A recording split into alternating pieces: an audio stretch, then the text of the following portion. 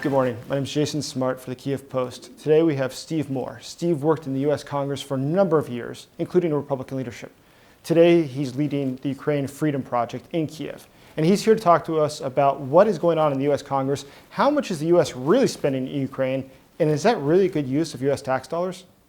Hey man, it is a pleasure. Great to see you. So Steve, tell me, what's going on in the U.S.? I mean, there's a lot of people saying that we're blowing money around, $66.2 billion on Ukraine already. Is that true? Is there really, what's going on? Well, you know, you can get any number from 24 billion up to about 137 billion in terms of how much money we spend on Ukraine. And in terms of weapons, we've promised 48 billion, and we have not delivered that yet. But here's what's happening with that money. You've got $24 billion annually that is going to Ukraine in terms of weapons, which is about 3% of the budget of the U.S. Department of Defense. Because this year, the Pentagon will spend $800 billion, as they have been doing on that scale for decades, in part to deter Russia. So what's happened is the Ukrainians, for an amount equal to 3% of the annual budget of the U.S. Department of Defense, has taken the second most powerful military in the world and changed it into the second most powerful military in Ukraine. And not one American soldier has had to die for that to happen. Then where are the Americans getting this idea that their money is just being effectively thrown into Ukraine and burnt up? Where's that coming from? It is Kremlin propaganda, and the Kremlin has an amazingly effective propaganda program aimed at American conservatives. Some of it seems ridiculous, like they just announced they opened a suburb in Moscow for American conservatives who are tired of the political correctness in the United States. So Moscow welcomes you if you're tired of political correctness in the United States, which is certainly out of the frying pan into the fire, right? But if you look at people like Tucker Carlson, okay, and I understand, in America, it's difficult to understand what's happening here. It's difficult to figure out who to believe. You and I are here every day. You know, I've been to the front 10 times, so I have a real firsthand information about what's going on here. But here's what you need to know. Tucker Carlson is the news personality that the Kremlin wants you to see. And what happens is that Kremlin propagandists, they have their own TV shows, Kremlin propagandists will spout completely false narratives about corruption, about ineptitude of Ukraine, about all kinds of terrible things happening here that's just not true. Tucker Carlson will pick that up and talk about it in his show. And then those Kremlin propagandists will take that Tucker Carlson clip from his show and use it on their show. And when Tucker was canceled from Fox, when Tucker was fired from Fox, the Kremlin propagandists all offered him a job. Said, come to Russia, you can be on our show. And in fact, the foreign minister, Lavrov, took time out of a UN press conference to lament the departure of Tucker Carlson from Fox News. So again, if you're wondering who to believe, Tucker Carlson is the TV news personality the Kremlin wants you to see. Well, Tucker Carlson does make one point, like the Heritage Foundation, that look at all the Americans who need assistance. Look, Maui just had massive fires, thousands of people lost their homes. Isn't American tax dollars better spent on Americans in America? Well, the Heritage Foundation, used to be a great organization. They had really smart people who would put out these really technical, well thought out, well researched papers and on the federal budget and on defense. And a lot of those people left last year because the Heritage Foundation has gone soft on national defense. And I think when all those people left, they replaced them with social media people, right? Because they're really good at social media. They're not so good at math anymore.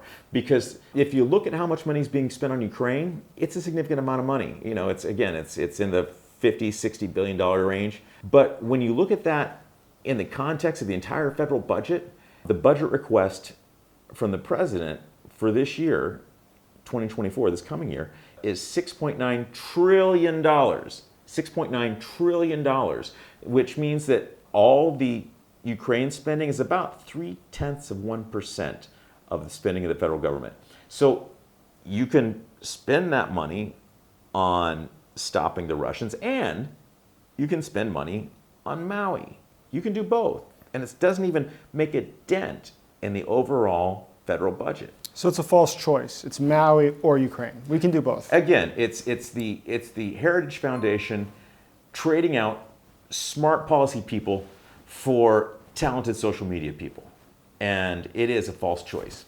Well, some people say in 2014, the US, the Obama administration specifically, deciding not to help Ukraine when the occupation of Crimea began, when the war in Donbass began, was something that only emboldened Putin. When finally Biden decided to pull out of Afghanistan and it collapsed, that further emboldened Putin. Do you think that's true? And how do you think China perceives all this? Yeah, good questions. Thank you for that. And, Jason, you and I are both campaign guys. You and I are both numbers guys. We like data, right? Well, here's some data for you. If you look at polling in Russia, the most desirable feature that Russians want in a leader is strength. Like 70% of them want strong leaders. So what does that mean? That means the Russians understand strength.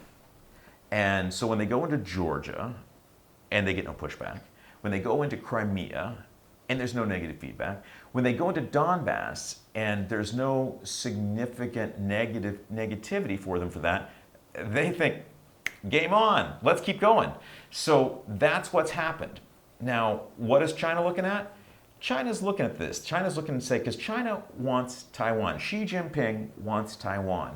So he's making the calculus. He's looking at this. And frankly, the Ukrainians saved the world, because I thought that the Russians were going to roll through Ukraine in 3 weeks. You probably thought that. Most of the world, if not all of the world, thought that the Russians were going to roll through in 3 weeks.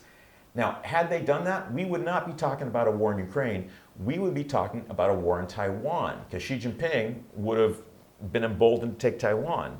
And now, similarly, right now, we're looking at additional aid to Ukraine in the U.S. Congress, $20 billion, which again is a tiny fraction of the entire federal budget. And if Xi Jinping sees the coalition supporting Ukraine evaporate after 12 to 18 to 24 months, then he's going to say, I can make that deal. If I can go into Taiwan and then just wait 2 years for the world to forget about it, I can make that deal. So by us not continuing to support Ukraine, the world is not a safer place.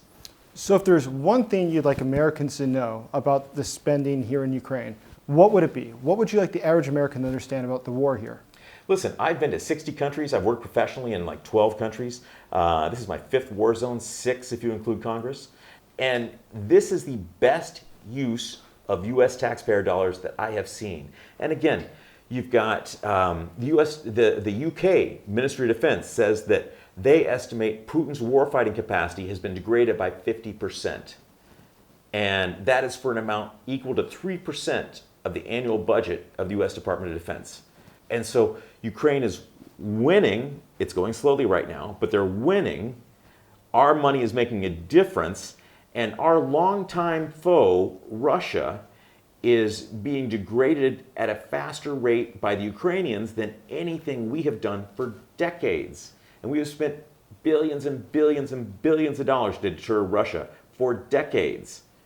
And again, this is the best use of taxpayer money I've seen in a long time. Steve, that's fascinating. Thank you for your time today. Hey man, always great to be with you. Remember to subscribe to our YouTube channel. And also, please check out Steve Moore's website, ukrainefreedomproject.org. Thank you.